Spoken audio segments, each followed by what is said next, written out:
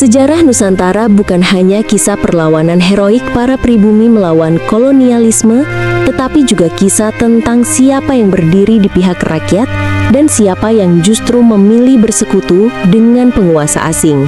Dalam konteks Hindia Belanda, kaum Hadramaut atau yang lebih dikenal dengan Habib Ba'alawi sering diposisikan secara istimewa.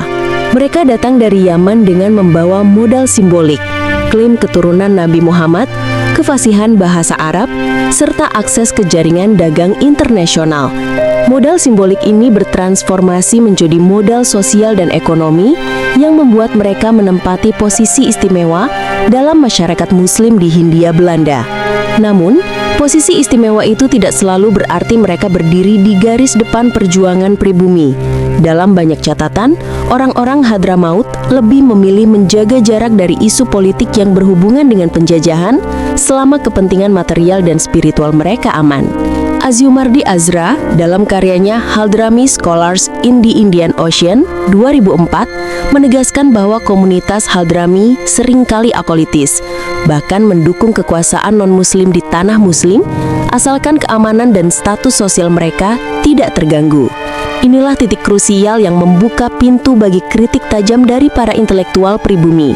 Salah satu kritik paling keras datang dari Ja Endar Muda, seorang intelektual Sumatera yang menulis brosur berjudul Perjalanan ke Tanah Suci pada akhir abad ke-19.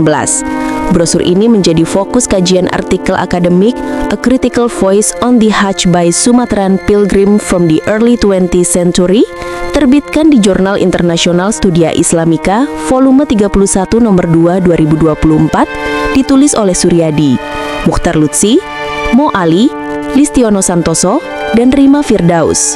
Dalam brosur tersebut, Ja Endar Muda menyoroti praktik penipuan yang dialami jamaah haji pribumi, mulai dari manipulasi harga perjalanan hingga eksploitasi oleh perusahaan dagang milik keluarga Hadrami seperti Asagaf & Co. Perusahaan ini dengan dalih memberi tiket pulang gratis justru menjerat jamaah haji ke dalam sistem kerja paksa di perkebunan karet dan kelapa sawit di Singapura, Johor, dan Pulau Kukup. Disinilah ironi sejurah itu terbuka lebar. Dalam catatan Putu Hena 2007 dan Snoek Hurgronje 1923, jamaah haji Nusantara yang kehabisan uang dipaksa bekerja bertahun-tahun untuk melunasi utang dengan gaji rendah yang sebagian besar dipotong sebagai bunga. Praktik ini mendekati perbudakan terselubung. Lebih kejam lagi, kondisi itu membuat pemerintah kolonial Belanda dan Inggris tampak lebih manusiawi dibanding perusahaan milik elit Hadrami. Sebuah ironi yang menampar ketika penjajah asing yang sudah jelas menindas justru terlihat lebih lunak ketimbang sesama muslim yang mengaku membawa darah Nabi. Kritik Ja Endar Muda bukan hanya soal praktik dagang yang licik, tetapi juga menyentuh aspek simbolik.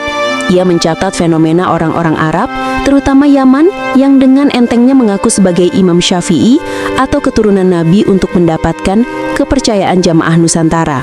Dalam konteks itu, klaim keturunan bukan sekadar identitas tetapi alat manipulasi. Jacobson menyebutnya sebagai social capital yang efektif karena di mata muslim pribumi, garis keturunan Arab dianggap mulia dan suci. Kontras ini semakin nyata ketika kita membandingkan posisi Ja Endar Muda dengan tokoh seperti Habib Usman bin Yahya. Menurut N-Kapten 2014, Usman bin Yahya bukan hanya ulama besar di Batavia, tetapi juga penasehat resmi pemerintah kolonial Belanda dan informan Snoek Hurgronje. Di satu sisi, ia memegang otoritas keagamaan sebagai mufti. Namun di sisi lain, ia adalah mitra strategis kolonial dalam memahami gerakan sosial politik Islam di Nusantara. Bagi kalangan pribumi yang sedang berjuang melawan penjajah, posisi seperti ini tampak sebagai bentuk kolaborasi, bahkan pengkhianatan. Di sini kita melihat kontras tajam antara Ja Endar Muda, seorang intelektual pribumi modernis dengan latar belakang pendidikan barat, berani bersuara kritis terhadap kolonialisme dan praktik eksploitatif kaum Hadrami. Sementara elit Hadrami seperti Usman bin Yahya memilih jalur aman, menjadi sahabat kolonial demi status dan kepentingan. Peter Carey dalam studinya tentang Pangeran Diponegoro menunjukkan bagaimana perlawanan pribumi penuh dengan pengorbanan, bahkan ketika harus berhadapan dengan jaringan elit Arab yang dekat dengan Belanda. Artikel di Studia Islamica menegaskan bahwa klaim keturunan Nabi yang selama ini dijadikan legitimasi oleh kaum Hadramaut tidak memiliki validitas historis yang kokoh. Dengan kata lain, klaim itu lebih mirip strategi simbolik ketimbang fakta genealogi yang teruji. William R. Roth dalam kajiannya tentang haji juga menyinggung bagaimana status Arab menjadi alat untuk memanipulasi jamaah haji dari Asia Tenggara yang polos dan naif. Maka, kritik Jaendar Muda tidak hanya relevan secara historis, tetapi juga membuka mata kita hari ini bagaimana mitos keturunan bisa dijadikan senjata untuk membungkam kritik, meraup keuntungan, bahkan menguasai struktur sosial keagamaan. Pertanyaannya, apakah pola lama itu masih terus berulang di masa kini dalam wajah yang lebih modern? Namun kritik Jaendar Muda tidak berhenti pada dimensi moral dan religius semata. Ia menyoroti lebih jauh praktik eksploitasi jamaah haji Nusantara yang dilakukan oleh jaringan bisnis keluarga Hadramaut, terutama melalui perusahaan-perusahaan pelayaran dan kredit haji seperti Asagaf & Co. Dalam brosur perjalanan ke Tanah Suci, Jaendar Muda mencatat bagaimana ribuan jamaah miskin dari Sumatera, Jawa, hingga Sulawesi dijerat dalam sistem hutang yang pada praktiknya menyerupai perbudakan modern. Pulau Kukup di dekat Johor, Singapura, dan pelabuhan-pelabuhan transit menjadi ruang di mana jamaah haji seringkali dikandangkan menunggu kapal sambil menanggung beban biaya akomodasi dan logistik yang membengkak. Putu Hena 2007 menjelaskan bahwa praktik ini bukan kebetulan, melainkan bagian dari skema debt bondage. Jamaah haji dipaksa menandatangani perjanjian hutang untuk biaya perjalanan, yang nilainya kemudian dilipat gandakan.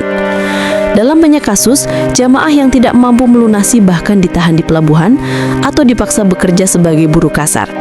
Enswiger-Berger 1928 menulis bahwa situasi ini menjadikan perjalanan haji lebih mirip rantai perbudakan ketimbang ritual spiritual. Majid 2008 menambahkan, sistem ini memperlihatkan bagaimana institusi agama kerap dijadikan instrumen untuk akumulasi kapital oleh elit Hadramaut.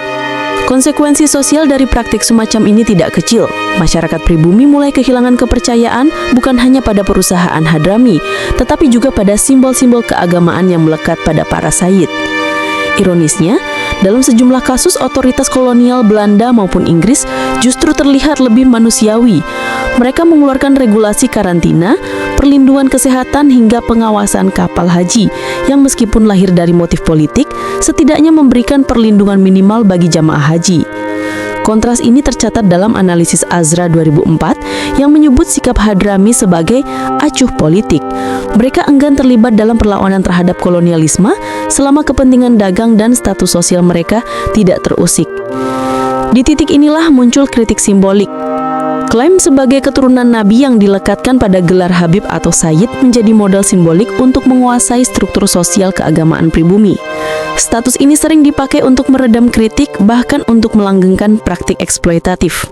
Namun secara akademis, seperti dicatat dalam artikel Studia Islamika 2024, klaim tersebut dinilai tidak valid. Genealogi yang kabur, ketidakpastian jalur nasab, hingga manipulasi silsilah menjadi problem serius. Ulrike Vertek 2003 dalam studi tentang diaspora Hadramaut juga mengungkap bahwa konstruksi identitas Sayyid kerap lebih merupakan politik representasi ketimbang fakta sejarah. Kritik ini menemukan gaungnya dalam konteks Indonesia kontemporer. Perdebatan publik di media sosial ramai membicarakan ulang soal kultus Habib dan otoritas moral yang dilekatkan pada keturunan Hadramaut. Sejumlah akademisi muda seperti peneliti-peneliti dari UIN Jakarta dan Leiden telah mengangkat wacana ini dalam forum-forum akademik, termasuk konferensi diaspora Hadrami di Timur Tengah.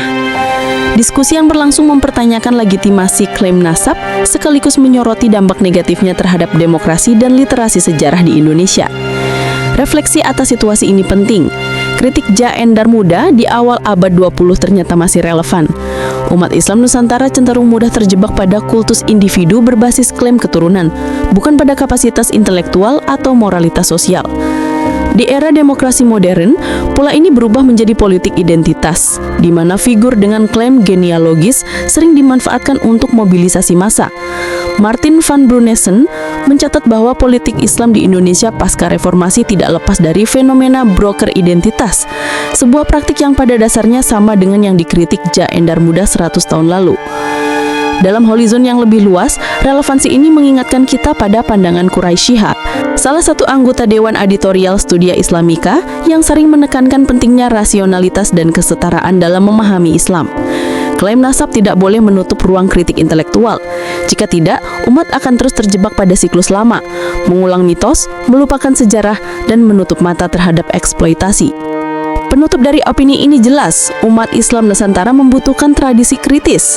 Kita dapat menghormati kontribusi Hadramaut dalam sejarah Islam di Indonesia, tetapi tanpa harus menelan mentah-mentah mitos keturunan Nabi yang tidak terverifikasi.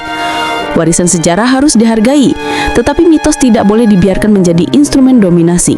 Pertanyaannya kini, apakah kita berani melanjutkan kritik Jaendar muda, atau justru memilih nyaman dalam ilusi yang diwariskan oleh elit Hadramaut?